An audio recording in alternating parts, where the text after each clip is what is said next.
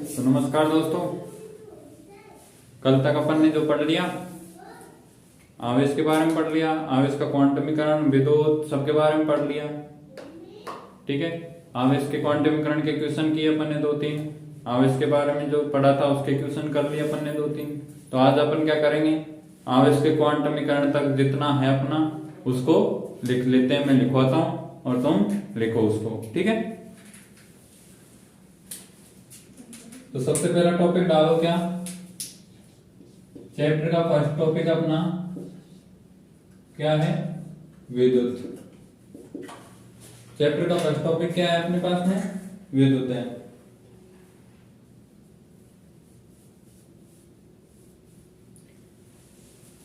विद्युत किसे कहते हैं,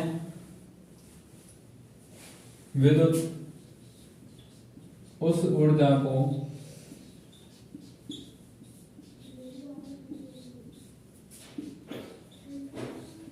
जिसके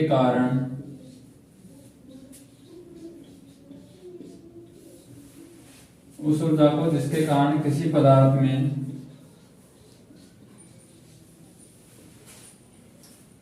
विद्युत वह ऊर्जा या उस ऊर्जा को जिसके कारण किसी पदार्थ में क्या हो जाता है, दूसरे पदार्थों को आकर्षित करने का गुण उत्पन्न हो जाता है, उसे क्या कहते हैं, विद्युत कहते हैं। उस ऊर्जा को जिसके कारण किसी पदार्थ में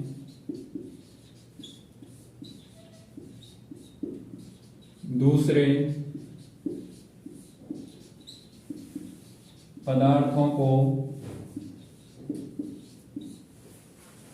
आकर्षित करने का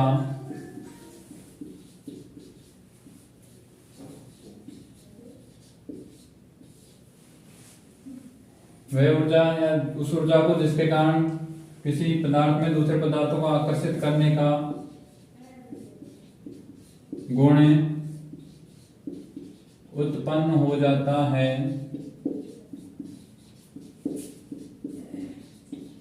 क्या कहते हैं, विद्युत कहते हैं।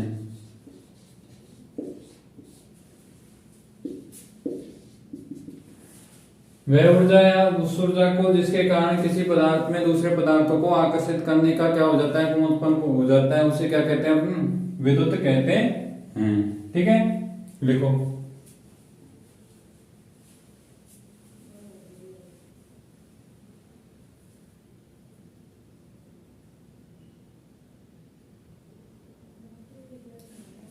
नेक्स्ट डालो।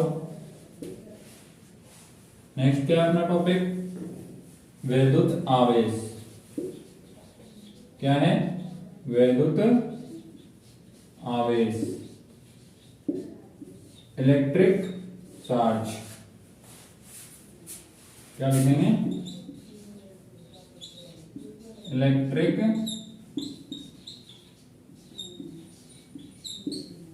चार्ज। विद्युत हो गया, इलेक्ट्रिक चार्ज यानी कि वैद्युत आवेश। वैद्युत आवेश के बारे में लिखो अब। वैद्युत आवेश क्या है, वैद्युत आवेश क्या होता है, एक भौतिक राशि होती है। तो पहले लिखो, वैद्युत आवेश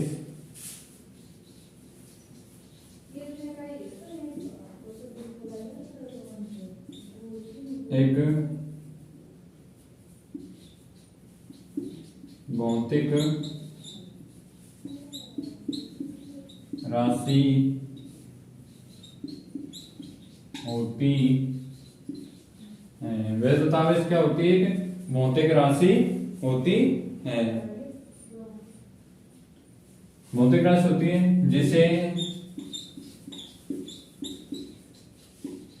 क्या करने पर, ग्रहण करने पर कोई पदार्थ क्या हो जाता है, विद्युत में यानी विद्युत उसमें क्या हो जाती है, विद्युत उत्पन्न हो जाती है। वैद्युत आवेश एक भौतिक राशि है जिसे ग्रहण करने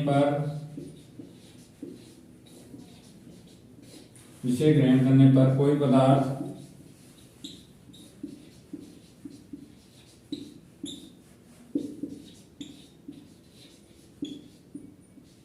विद्युत में हो जाता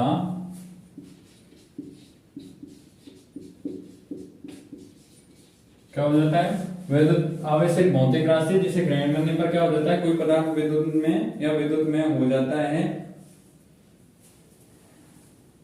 और क्या करने लग जाता है, विद्युतीय गुणों का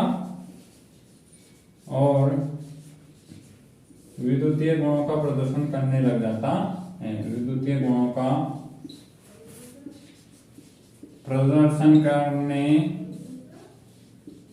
लग जाता है।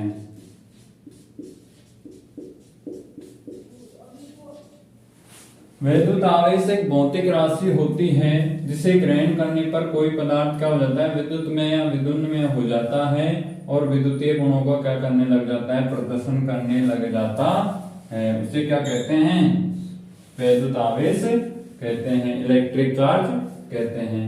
तो अपना क्या हो गया, एक तो विद्युत हो गया, दूसरा क्या हो गया, वैद्युत आवेश, इलेक्ट्रिक चार्ज हो गया। दोनों को परिभाषा का स्क्रीनशॉट ले लो और बता दो फटाफट, स्क्रीनशॉट ले लो फटाफट।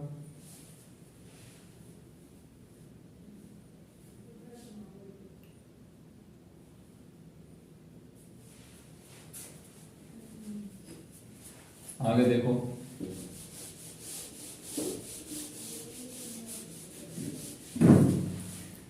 आगे है अपना कि वैद्युत आवेश क्या है, एक भौतिक राशि होती है लेकिन अदिश होती है या सदिश। तो देखो वैद्युत आवेश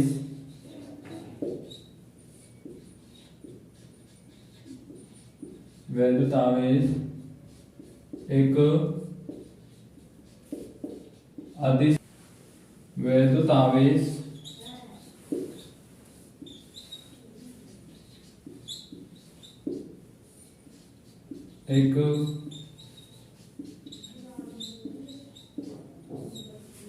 वैद्युत आवेश एक अदिश राशि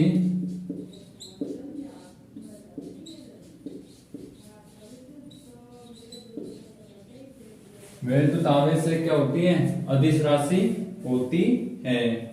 इसका ऐसा ही मात्रक क्या होता है, इसका ऐसा ही मात्रक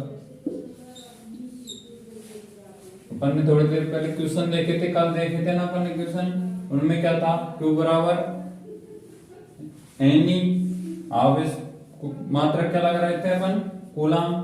तो इसका ऐसा ही मात्रक क्या होता है, कूलाम होता है। क्या होता है इसका ऐसा ही मात्रक, कूलाम होता है, जिसे किसके द्वारा प्रदर्शित करते हैं, C द्वारा प्रदर्शित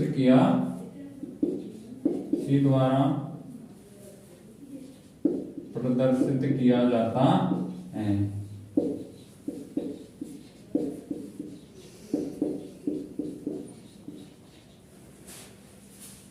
वैद्युत आवेश, इलेक्ट्रिक चार्ज। वैद्युत आवेश एक भौतिक राशि होती है जिसे ग्रहण करने पर कोई पदार्थ विद्युत में हो जाता है और विद्युतीय गुणों का क्या करने लग जाता है, प्रदर्शन करने लग जाता है। उसे क्या कहते हैं, वैद्युत आवेश, इलेक्ट्रिक चार्ज कहते हैं। आगे वैद्युत आवेश क्या होती है, एक अदिश राशि होती है।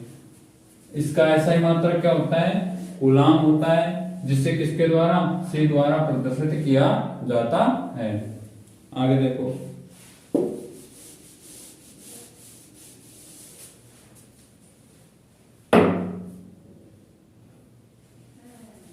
एक चीज और, इसका विमीय सूत्र क्या होता है, यानी इसकी विमा क्या होता है, विमीय सूत्र क्या होता है, इसका विमीय सूत्र बताओ। इसका विमीय सूत्र होता है अपने पास में M0, L0, T0 और A1 होता है। इसका विमीय सूत्र M0, L0, T0, A1 है। ओके, ये क्या हो गई अपने पास में, किसकी बात कर रहे अपन ने, वैद्युत आवेश की बात करनी। ये वैद्युत आवेश की परिभाषा थी, वैद्युत आवेश के कुछ पॉइंट हैं, इनको लिख स्क्रीनशॉट ले लो। फिर अपन पढ़ते हैं वैद्युत आवेश का इलेक्ट्रॉनिक सिद्धांत, आवेश उत्पत्ति का इलेक्ट्रॉनिक सिद्धांत। ठीक है।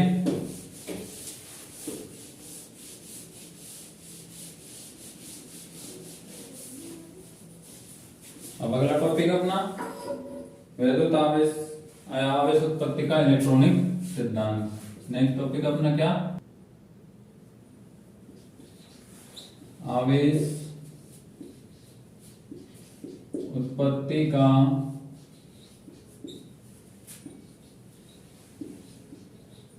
इलेक्ट्रॉनिक, आवेश उत्पत्ति का इलेक्ट्रॉनिक सिद्धांत। ओके, ये अपना नेक्स्ट टॉपिक है, आवेश उत्पत्ति का इलेक्ट्रॉनिक सिद्धांत। ठीक है, अब इसके बारे में लिखते हैं। इसको अपन ने कल देख लिया था, समझ लिया था आवेश की उत्पत्ति कैसे हुई। ठीक है, तो अब इसकी परिभाषा लिख लो। लिखो,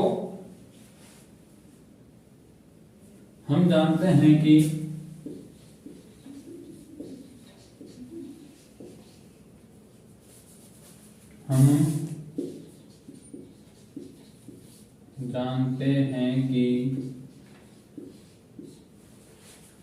हम जानते हैं कि प्रत्येक अणु क्या होता है, प्रत्येक पदार्थ क्या होता है, अणुओं से मिलकर बना होता है। क्या होता है, प्रत्येक पदार्थ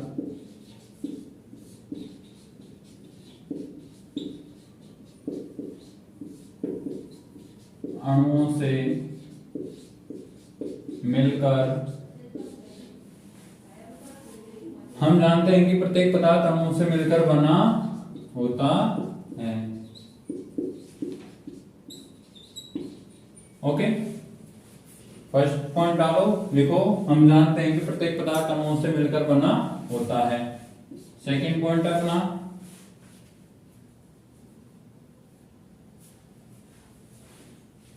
पदार्थ तो किससे बन रहे हैं, अणुओं से। अब अणु किससे मिलकर बने होते हैं, प्रत्येक अणु किससे मिलकर बना होता है, एक से अधिक परमाणु। प्रत्येक अणु एक या एक से अधिक, प्रत्येक अणु एक या एक से अधिक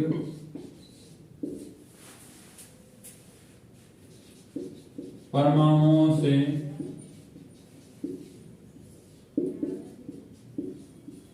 मिलकर बना होता है।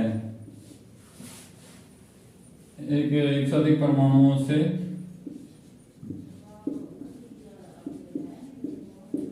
मिलकर बना होता है। फर्स्ट पॉइंट था अपना, हम जानते हैं कि प्रत्येक पदार्थ किससे मिलकर बना होता है, अणुओं से। और सेकंड पॉइंट है कि प्रत्येक अणु किससे मिलकर बना होता है, एक या एक से अधिक परमाणुओं से मिलकर बना होता है।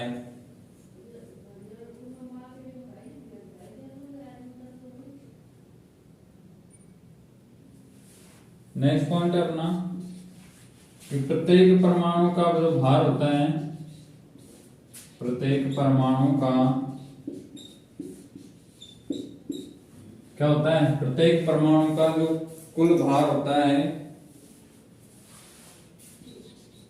प्रत्येक परमाणु का कुल भार उसके, प्रत्येक परमाणु का कुल भार उसके किस पर होता है, उसके केंद्रीय भाग में। प्रत्येक परमाणु का कुल भार उसके केंद्रीय भाग में केंद्रित होता है।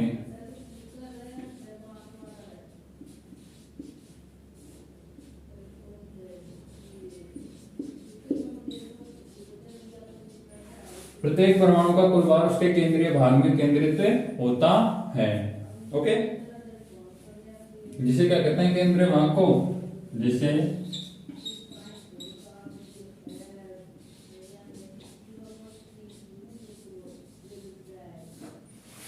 नाभिक कहते हैं।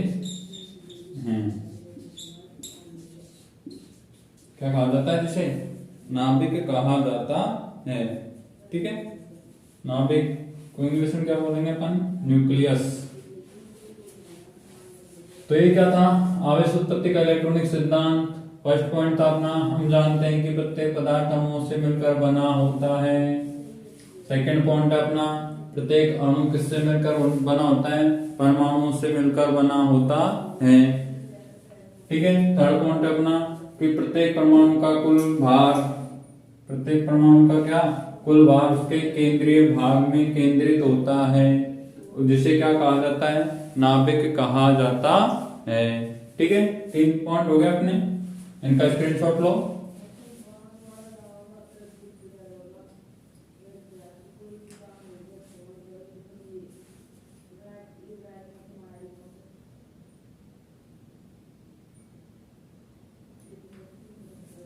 ठीक है, आगे चलते हैं, इसी में लिखते जाओ। अभी आवेश उत्पत्ति के इलेक्ट्रॉनिक सिद्धांत में ही आगे लिखते हैं अपन क्या,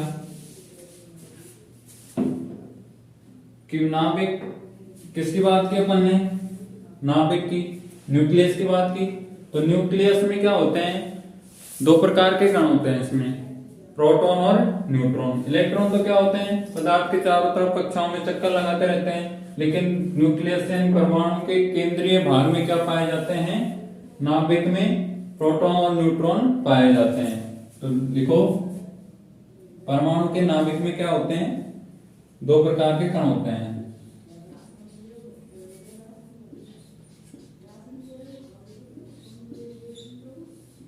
नाभिक में 2 प्रकार के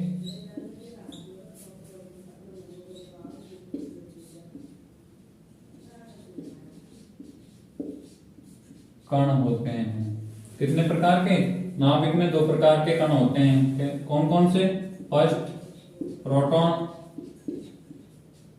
और सेकंड क्या होता है, न्यूट्रॉन। फर्स्ट क्या होता है, प्रोटॉन, और दूसरा क्या होता है, न्यूट्रॉन। 2 प्रकार के कण होते हैं नाभिक में।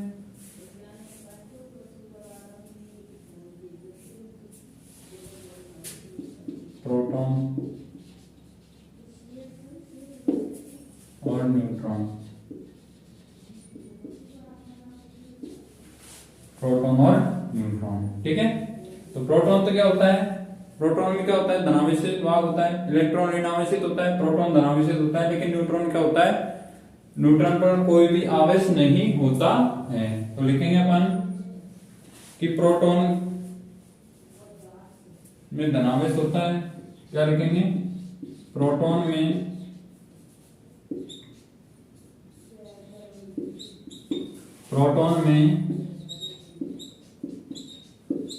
धनावेश होता है। प्रोटॉन में क्या होता है, धनावेश होता है, जबकि न्यूट्रॉन क्या होता है, न्यूट्रॉन में कोई आवेश नहीं होता है। न्यूट्रॉन पर कोई आवेश नहीं होता है।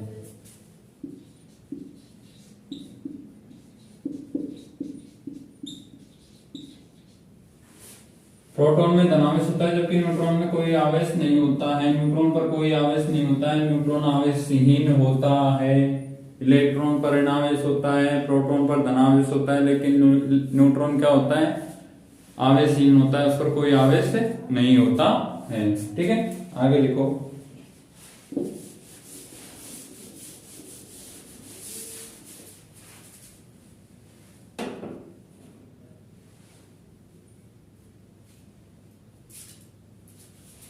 प्रोटॉन की बात हो गई, न्यूट्रॉन की बात हो गई। अब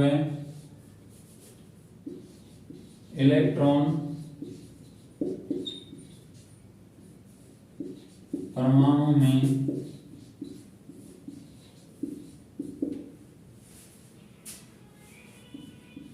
चारों ओर क्या करता है, कक्षाओं में क्या लगाता है, चक्कर लगाता रहता है। कक्षाओं में चक्कर लगाता रहता है। क्या होता है, इलेक्ट्रॉन परमाणु में चारों ओर कक्षाओं में क्या लगाता रहता है, चक्कर लगाता रहता है। इलेक्ट्रॉन में क्या होता है, अभी बताया था, इलेक्ट्रॉन में ऋणावेश क्या होता है, इलेक्ट्रॉन में ऋणावेश होता है। इलेक्ट्रॉन परमाणु के चारों ओर कक्षाओं में चक्कर लगाता रहता है और इलेक्ट्रॉन पर क्या होता है, ऋणावेश होता है। यहां तक स्क्रीनशॉट ले लो।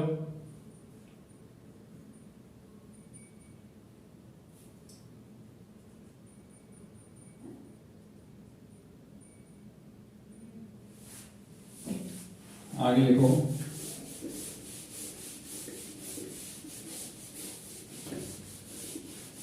आगे लिखेंगे अपन क्या, कि जो अंतिम कक्षा के इलेक्ट्रॉन होते हैं, इलेक्ट्रॉन कक्षाओं में चक्कर लगाता रहता है, तो जो अंतिम कक्षा के इलेक्ट्रॉन होते हैं उन वो क्या होते हैं, नाभिक से दूर हो जाते हैं। यहाँ पे नाभिक है, एक इलेक्ट्रॉन तो यहाँ है और एक इलेक्ट्रॉन कहाँ है, यहाँ, तो इनका नाभिकीय बल क्या हो जाता है, कमजोर हो जाता है। जैसे जैसे दूर जाते जाएंगे कक्षाओं में तो क्या हो जाएगा, नाभिकीय बल क्या हो जाएगा, कमजोर हो जाएगा, यानी आकर्षण बल कमजोर हो जाएगा। नाभिक का इस इलेक्ट्रॉन पर आकर्षण कम रहेगा जितना कि इस इलेक्ट्रॉन पर रहेगा। ठीक है, तो ये लिखो,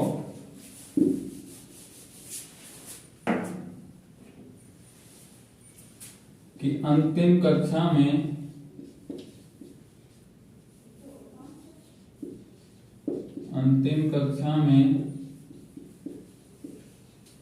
क्या होता है, इलेक्ट्रॉन पर, अंतिम कक्षा में इलेक्ट्रॉन पर आकर्षण बल क्या होता है, कम होता है। इलेक्ट्रॉन पर आकर्षण बल क्या होता है, आकर्षण बल कम होता है।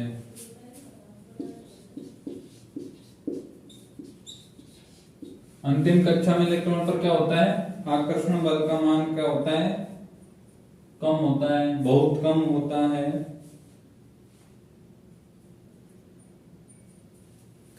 अतः आकर्षण बल क्या होता है, कम होता है। अतः बाह्य ऊर्जा, यानी बाहर से अगर अपन ऊर्जा दे दे उसको, जो परमाणु है उसमें इलेक्ट्रॉन है, तो बाहरी इलेक्ट्रॉन पर क्या होता है, आकर्षण बल कम होता है। अगर उसे अपन बाहरी ऊर्जा दे दे, बाहर से कोई ऊर्जा दे दे उसे, तो बाह्य ऊर्जा की सूक्ष्म मात्रा, बहुत कम ऊर्जा देने पर ही क्या हो जाता है, वो अपने कक्षा से बाहर आ जाता है, यानी कि वो नाभिकीय बल को क्या कर देता है, तोड़कर बाहर आ जाता है। तो बाह्य ऊर्जा की सूक्ष्म मात्रा से इलेक्ट्रॉन क्या करने लग जाता है, कक्षा से बाहर आ जाता है और पृष्ठ पर गति करने लग जाता है। इलेक्ट्रॉन पृष्ठ पर गति करने लग जाता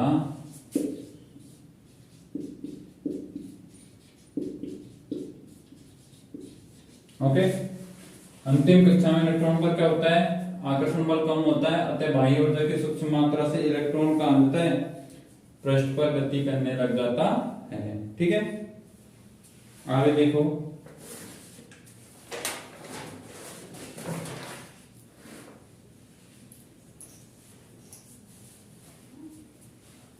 पृष्ठ पर गति करने लग जाता है, तो इन इलेक्ट्रॉनों को क्या कहा जाता है, इन इलेक्ट्रॉनों को स्वतंत्र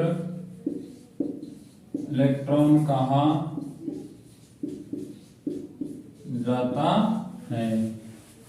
जो नाभिकीय बल से टूटकर बाहर आ जाते हैं उन्हें क्या कहा जाता है, स्वतंत्र इलेक्ट्रॉन कहा जाता है। और ये इलेक्ट्रॉन क्या होते हैं, किसी पदार्थ में विद्युत का चालन करते हैं, यानी कि विद्युत उत्पन्न करते हैं। कौन, जो बाह्य कक्षा में के इलेक्ट्रॉन होते हैं उनको कुछ सूक्ष्म मात्रा में ऊर्जा देने पर वो पृष्ठ पर गति करने लग जाते हैं, पृष्ठ से बाहर आ जाते हैं, तो उन्हें क्या कहा जाता है?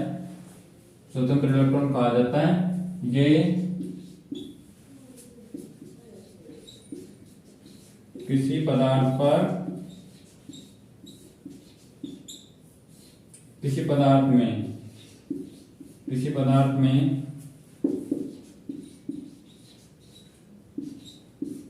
विद्युत उत्पन्न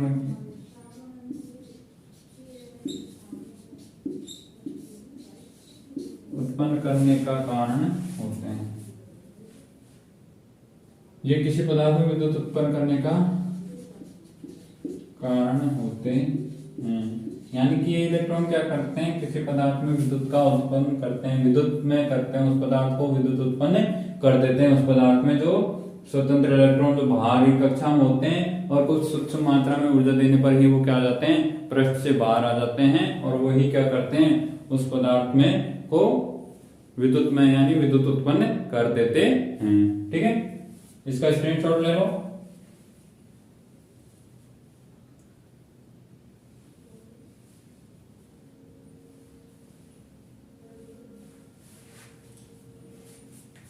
ठीक है, आगे देखो।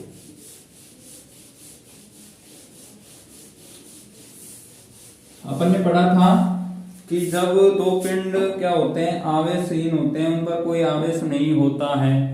जब दो पिंड क्या होते हैं? आवेशहीन होते हैं, उन पर कोई आवेश नहीं होता है, तो उन्हें आपस में क्या किया जाता है? उनके बीच में घर्षण करवाया जाता है, उन्हें आपस में रगड़ा जाता है, तो दोनों पर क्या आ जाता है? आवेश आ जाता है, यानी कि वो क्या हो जाते हैं? विद्युत में हो जाते हैं, उन पर आवेश आ जाता है। एक पदार्थ दूसरे पदार्थ को क्या कर देता है? इलेक्ट्रॉन दान कर देता है, तो दूसरा पदार्थ उसको ग्रहण कर लेता है, तो जो दान करता है उस पर क्या आ जाता है? धनावेश, और जो ग्रहण करता है उस पर क्या आ जाता है? ऋणावेश आ जाता है। तो लिखो, इस चीज को अपन लिखते हैं, जब दो पदार्थों को क्या किया जाता है? आपस में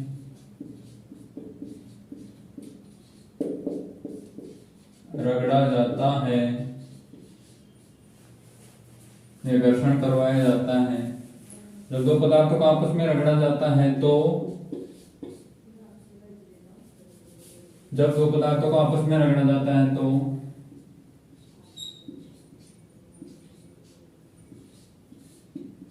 उनमें क्या उत्पन्न हो जाती है? उनमें से एक पदार्थ क्या करता है? इलेक्ट्रॉन का दान करता है। उनमें से एक पदार्थ इलेक्ट्रॉन का दान करता है और दूसरा पदार्थ उस इलेक्ट्रॉन को ग्रहण करता है।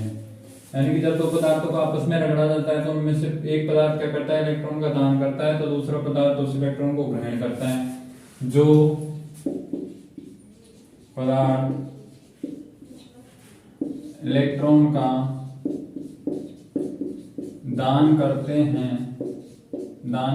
है उस पर तो क्या जाता है? उस पर धनावेश, यानी कि वो तो दाता है तो उस पर धनावेश आएगा, धनावेश आ जाता है। और जो इलेक्ट्रॉन को ग्रहण करते हैं उस पर ऋणावेश आ जाता है। यानी जब दो पदार्थों को आपस में रगड़ा जाता है तो उनमें से एक पदार्थ क्या करता है? इलेक्ट्रॉन का दान करता है, दूसरा पदार्थ उसको ग्रहण करता है। तो एक पदार्थ जो दान करता है उस पर क्या आ जाता है? ऋणावेश, वो धनावेश आ जाता है।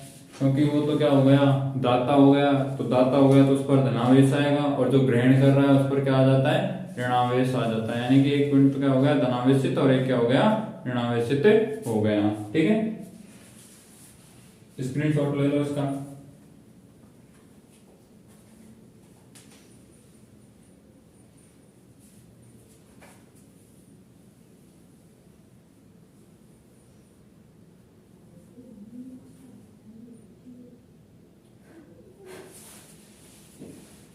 ठीक है, तो ये अपना क्या हो गया, आवेश का इलेक्ट्रॉनिक सिद्धांत हो गया। ये कंप्लीट हो गया, आवेश का इलेक्ट्रॉनिक सिद्धांत यहाँ पे जाके क्या हो जाता है, कंप्लीट हो जाता है। ठीक है, अब अपना नेक्स्ट टॉपिक है, नेक्स्ट टॉपिक क्या है अपना, आवेशन, प्रेरण द्वारा आवेशन। नेक्स्ट टॉपिक है अपना प्रेरण द्वारा आवेश। क्या है अपना नेक्स्ट टॉपिक, प्रेरण द्वारा आवेश।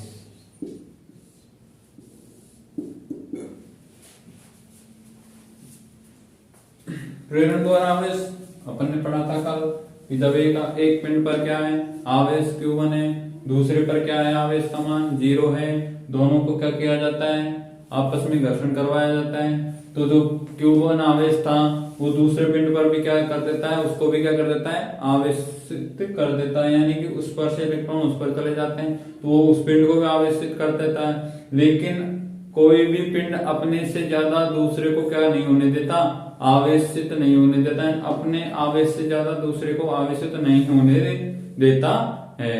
तो दोनों पर क्या हो जाता है, आवेश उत्पन्न हो जाता है। तो फर्स्ट पिंड ने क्या किया, दूसरे को भी आवेशित कर दिया, यानी कि प्रेरित कर दिया, आवेशित कर दिया उसको, तो उसे क्या कहा जाता है, आवेश, प्रेरण द्वारा आवेश कहा जाता है। तो इसके बारे में लिखो,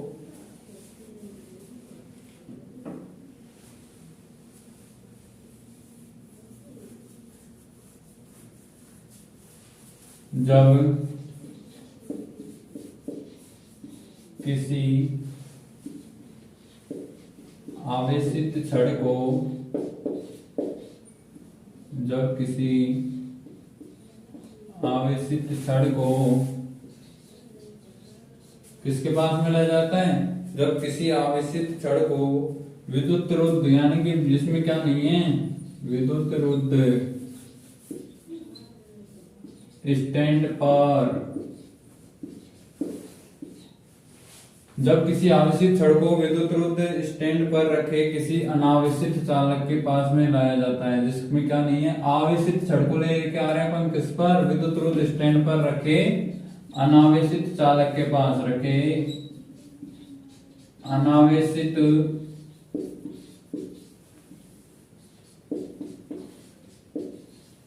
चालक के पास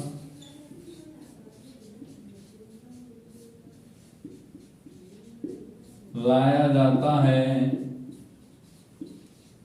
जब किसी आवेशित छड़ को विद्युत रुद्ध स्टैंड पर रखे अनावेशित चालक के पास लाया जाता है, तो अनावेशित चालक क्या कर देता है, तो अनावेशित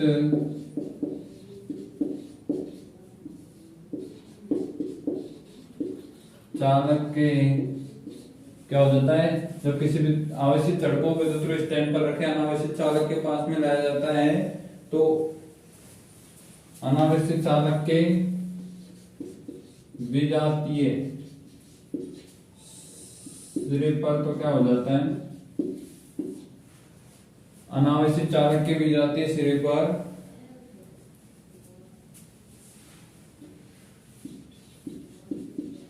विजातीय सिरे पर आवेश तथा दूरदर्शी सिरे पर क्या हो जाता है,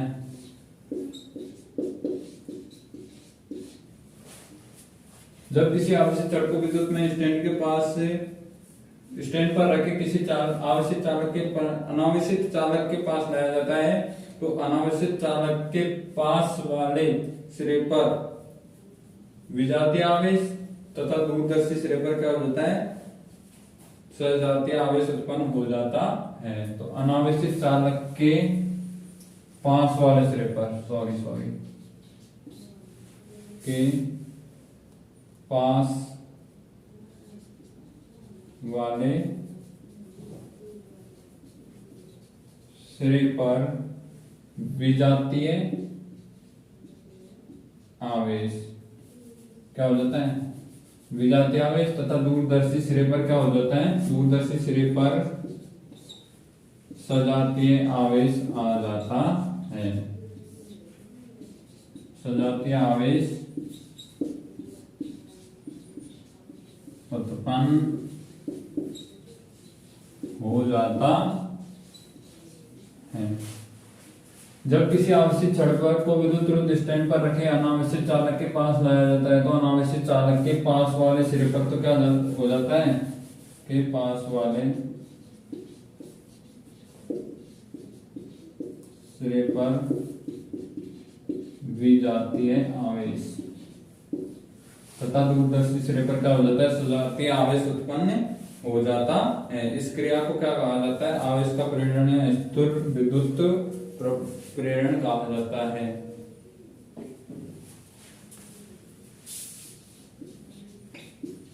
इस क्रिया को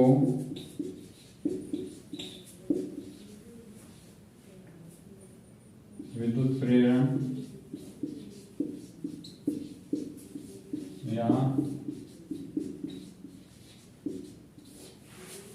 इस क्रिया को विद्युत प्रेरण या स्थिर विद्युत प्रेरण कहते हैं। विद्युत प्रेरण या स्थिर विद्युत प्रेरण कहा जाता है। स्थिर विद्युत प्रेरण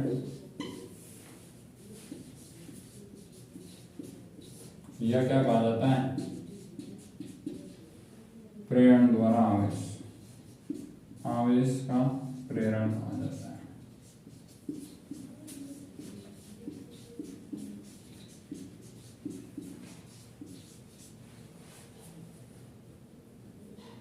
तो क्या पढ़ा अपन ने, आवेश द्वारा प्रेरण, प्रेरण द्वारा आवेश। जब किसी छड़ को विद्युत स्टैंड पर रखे अनावेशित यानी जो क्या है उसमें कोई आवेश नहीं है, अपन क्या ला रहे हैं, जिस पर छड़ पर क्या है आवेश है, लेकिन अपन किसके पास में ला रहे हैं, जिस पर कोई आवेश नहीं है, ऐसे चालक के पास में जब उस आवेशित छड़ को लेकर आ रहे हैं तो क्या हो रहा है कि उस अनावेशित चालक के जो पास वाला सिरा है उस पर तो क्या हो जाता है, विजातीय आवेश, तथा दूरदर्शी सिरे पर क्या हो जाता है, सजातीय आवेश उत्पन्न हो जाता है। जिसके कारण क्या कहा जाता है, इस क्रिया को क्या कहा जाता है, विद्युत प्रेरण या स्थिर विद्युत प्रेरण या आवेश का प्रेरण कहा जाता है। ठीक है, स्क्रीनशॉट लो इसका।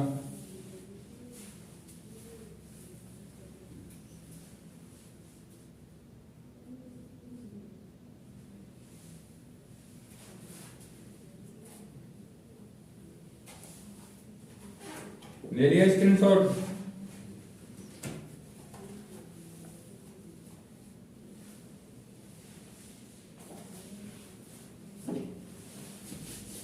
आगे देखो,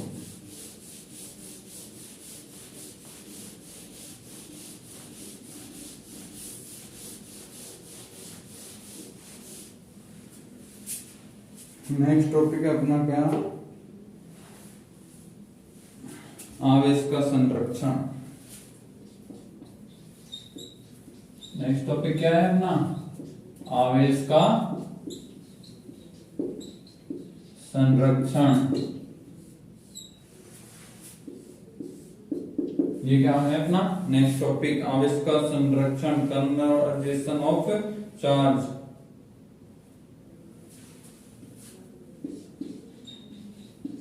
कंजर्वेशन ऑफ चार्ज, आवेश का संरक्षण, कंजर्वेशन ऑफ चार्ज। किसी विलगित निकाय का, किसी विलगित निकाय का कुल आवेश क्या रहता है, संरक्षित रहता है। किसी विलगित निकाय या फिर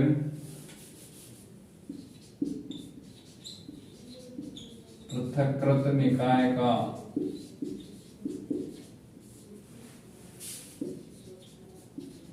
कुल आवेश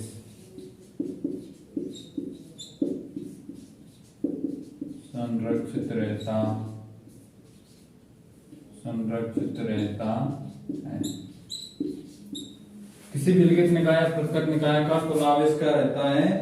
संरक्षित रहता है।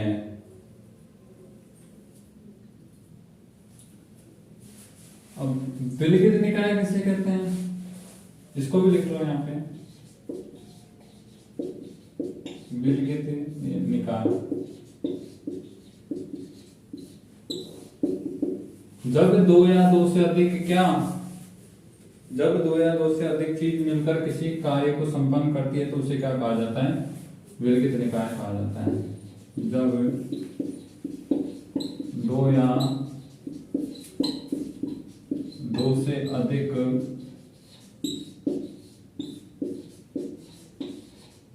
चीज मिलकर किसी क्रिया को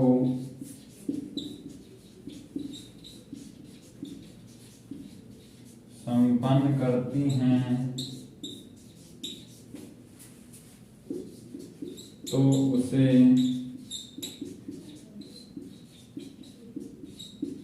विलगित निकाय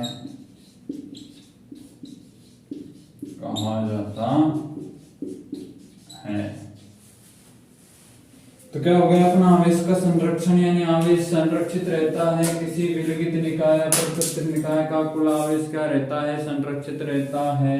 तो विलगित निकाय किसे कहते हैं ये भी देख लिया कि जब दो या दो से अधिक चीज मिलकर किसी क्रिया को क्या करती है? संपन्न करती हैं तो उसे क्या कहा जाता है? विलगित निकाय कहा जाता है।